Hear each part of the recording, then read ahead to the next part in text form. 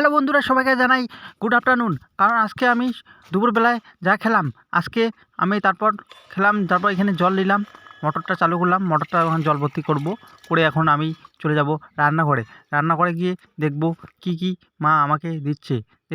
তারপর দিল ভাত, এরপর এরপর আস্তে আস্তে দিল ভাত, তারপর দিল একটা বড়ি, তারপর আলুর ডাল দিয়ে তারপর আমি নিজে পাঁপড় ভাজা নিয়ে নিলাম। পাঁপড় ভাজা দিয়ে খুব খুব ভালো লাগে খেতে।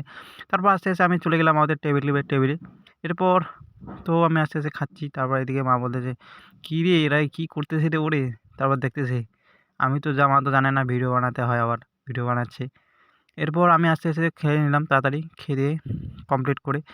সেই খিদে পেয়েছে আজকে আমার, এর জন্য আজকে তাড়াতাড়ি আমি খাইলাম একদম বড় বড় কাশ দিয়ে। কী মজা!